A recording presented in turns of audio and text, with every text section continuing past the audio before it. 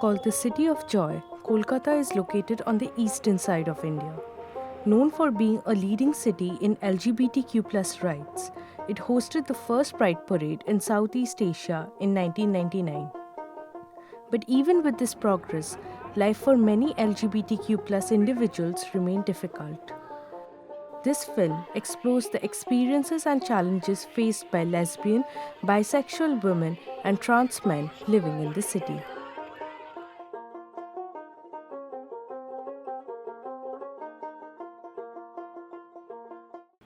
In the heart of this bustling metropolis, a different story unfolds, one that challenges the idea of traditional relationships.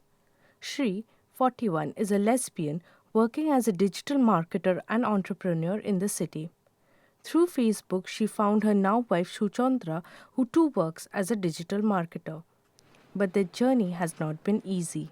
She actually was going through a very bad phase before that, and her marriage was fixed. So I told her that will it be possible for you to, postpone your wedding? So she said, yeah, let's see what we can do. Then again we met, and she just called her could not be husband and told her that see, let us call this quits, because our parents fixed these things. So the next question naturally was, so whom do you love? She told him that I have found someone, it's a woman. He was like, for a moment he was juvenile. He said, okay, I will be telling your parents about this. She said, why will you tell? Because it's not your job to tell them, it's my job. I will only tell them, you don't worry. People often ask them who is the man or the woman in the relationship. What people do not get is that is the very point of being in a homosexual relationship. Both of you are women. Maybe your expression is different. Maybe that's how you like to dress, because it's a matter of personal choice and comfort as well. But it does not necessarily mean that you identify as a man. So it happens quite often, and when it happens, I do correct people that if you are from the community, then at least you should ask what your preferred pronouns are. Do not assume, because we as queer people, we have been victims of assumption all our life. So let us not do that to ourselves. Let us at least have the courtesy, the decency to ask, how do you identify as? They tied the knot in a traditional ceremony back in 2015, but the union has not been legally recognized in India. This has made living together openly difficult. They say doing everyday tasks like finding housing has been a challenge. People ask the wrong set of questions. They should be worried about if the tenant, the prospective tenant, if they are able to pay the rent, the deposit, and if they are willing to maintain the house or not. That should be the point of concern, and nothing else should matter. But then the landlords have a different mindset, and they keep asking, how are you two related? Are you sisters? Or so what do you guys do exactly? You have a local address, then why do you need a rented apartment of Give your us own? your father's number. Yeah, so can we have a talk with your father? There was one lady, she was quite impressed with her because she went to see her place. But then her condition was, you cannot bring in your male friends. So we are determined, anyway we are not going for that property. So I called her up separately as a fresh tenant, and I told her, okay, I liked your place. So if you, I would like to rent for it. Who all are going to be there? Me and my partner. Partner means, are you married? Yes, I'm married, but my partner is female. I'm married to a female, married to a woman. So this is the exact reaction I'm quoting here. So she was surprised, and she was like, no, I cannot allow that, ekhane eshob hobe na. And she was scared, it was there in her voice, and then she disconnected the call. So it's still now also it's still there. LBT persons, like all those who are assigned the female gender at birth, are targets of sexism and patriarchy. But unlike others, they are often victims of hatred and discrimination because of their sexual orientation and gender identity. Shamu is a 20-year-old trans man doing his undergraduate degree in Kolkata. Born female, Shamu from a young age knew he was a boy. While his immediate family has been accepting, the world outside has questioned his decision to transition. অন্য রিলেটিভসদের মানে মা বাবাই সবসময় বলে যে মিসজেন্ডার করো না বা এটা প্রোনাউন্স ছেলে, আমিও বলি। কেউ কেউ এখনও মিসজেন্ডার করে, বোঝে না। কেউ কেউ এরকমও শুনেছি মাকে বলেছে এইসব কেন ওর মাথায় ঢোকাচ্ছিস, এরকমও শুনেছি। মানে অনেক মানে অন্য রিলেটিভসরা বা মায়ের বন্ধুরাও মানে দেওয়ার কাইন্ড অফ স্কেপটিক্যাল যে বিকজ মাই মানে আমার এই আইডেন্টিটিটা is because of my parents, মানে I have been influenced by মা আর বাবা, আর ওরা আমায় খুব মানে কোনো জোর খাটায়নি, এবং একটু যদি জোর খাটাতো তাহলে বোধহয় এটা হতো না, বা অনেকটা ওদের থেকে ইনফ্লুয়েন্সড হয়ে আমি এরকম হয়ে গেছি। তো এটা অনেকেই বলেছে, এবং তখন আমার বাবা খুব কষ্ট পেত, রেগেছে। He shares an incident that he says has scarred him for life. সেটা ছোটোবেলা আমার একটা এক্সপিরিয়েন্স হয়েছিল যে আমার যে ছেলেগুলোর সাথেই আমি খেলতাম, তো ওদের একটা বন্ধু একবার খেলতে এসেছিল, এবং ওদের সামনে ওই ছেলেটার সামনেও অনেক আমাকে লাফিং স্টপি করেছিল, নিয়ে গিয়ে ছেলে বলে। পরে we were playing hide and seek, আর হাইড অ্যান্ড সিক খেলার সময় তো আমরা নিচে আন্ডারগ্রাউন্ডে আমি লুকিয়েছিলাম, ওই ছেলেটাও লুকিয়েছিল। তো আমরা গাড়ির পেছনে লুকাচ্ছিলাম, এবং ও হাতটা আমার প্যান্টের এখানে রেখেছিল, মানে আমার প্যান্টের ভেতরে এই মানে যেটা মানে আন্ডারওয়্যার তার ওপরে জাস্ট হাতটা রেখেছিল। মানে I think he wanted to understand যে আমি আসলে কি। একটা সার্টেন সবসময় ভয় কাজ করে কি আবার কি কেউ চেক করতে আসবে কি ছেলে না মেয়ে, এবং চেকিং লোকে তো কিউরিয়াস তো হয়, সেটা তো আমি দেখি যে লোকে কিউরিয়াস হচ্ছে। তো ওই একটা ভয় সবসময় কাজ করে যে আমাকে বোঝার জন্য বা ডিডিউস করার জন্য যে আমি ছেলে না মেয়ে না কি, সেটা যদি করতে আবার কেউ ওরমভাবে টাচ করে।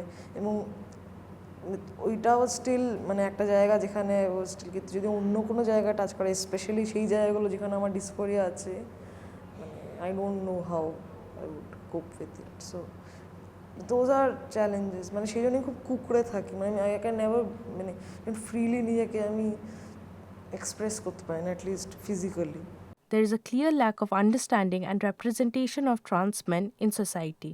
প্রথমে আমার খুব রাগ হতো, কারণ ওকে ট্রান্সজেন্ডার ভাবলেই ভাবতো যে হিজড়ে, এবং ট্রান্সম্যানদের নিয়ে সত্যি ওই আন্ডারস্ট্যান্ডিংটা নেই, কারণ ওটাকে অনেকটা ওই টম বয় বা ওই পুরুষালী মেয়ে ওটা করে দেওয়া হয়, ওটা উত্তরণ, তো সেইভাবে দেখে।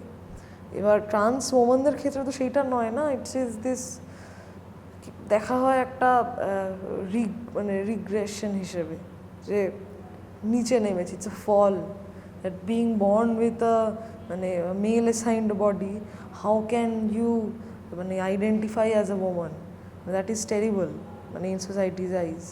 তো ওটাকে তো ওইভাবেই দেখা হয়, এবং সেই জন্যই আরও বেশি ওটা ভিজিবল হয়ে যায়। For people like Shamu and others, the LGBTQ plus community provides a safe space. But it's not the same for all. Bisexuals, especially women, have been facing discrimination both outside and within the LGBTQ plus community. Sumedha is a 31-year-old who runs a restaurant in the city. She identifies as a bisexual woman. She says people often have misconception about bisexual individuals, which has made things difficult for her. Some of the major ones are like, as I mentioned in Bengali, like gachero khabe tolaro korabe. It's like, see, you reap the benefits of both sides. You can take the benefits of being a heterosexual or being a homosexual as such. And then comes that all bisexual people are promiscuous, ever ready to join threesomes. All your experiences are, to especially to cis male people, you are their most erotic, juiciest, you feed their juiciest fantasies. So getting proposals from my ex-boyfriend at that point, okay, call your partner, or can I watch? Somebody even told me that he happened to be an ex, and he was like, can I watch you?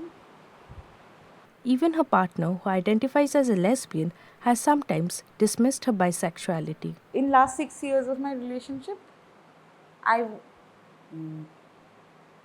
with no offense and with all regards and love and respect for my partner and to our relationship, there have been times when she has been biphobic.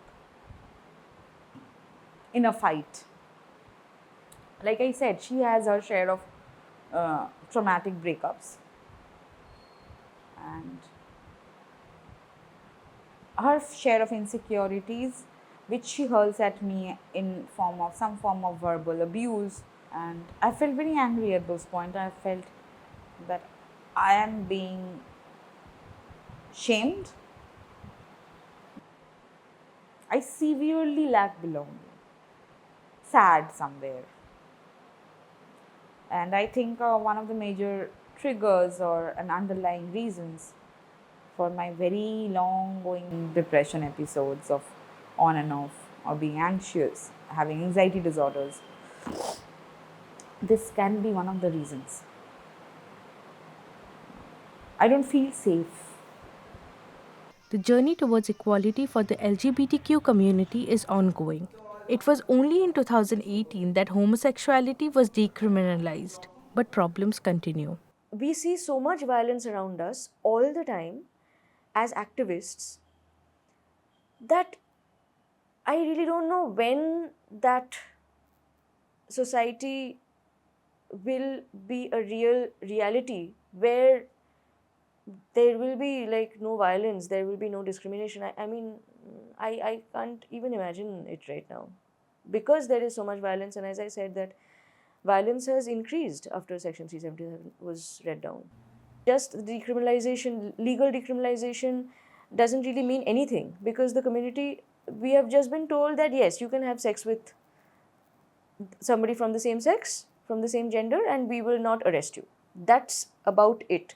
We have not got any rights or any benefits, any privileges, no, nothing. I mean, we can't even, like, there is no law even to, if something happens to us, if violence happens to us, as a lesbian person or as a bisexual person, we can't say that, we are being violated.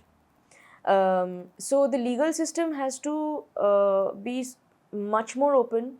These are just a glimpse into the lives of countless others in Kolkata's LGBT community. Their experiences highlight the challenges faced by a population seeking to be heard, seen, respected, and treated equally. Being queer is a beautiful thing. I mean, because you're constantly challenging these structures, these normativities. And I think, being queer is so much more interesting than just being a cis heteronormative person. It's just boring, I feel. So if that is something that the world can understand, that being queer can be so much more, you can actually be who you are. You don't have to constantly conform. While progress has been made, the journey towards a truly inclusive society is far from over. But these voices are a powerful reminder that love, acceptance, and equality should be a universal right.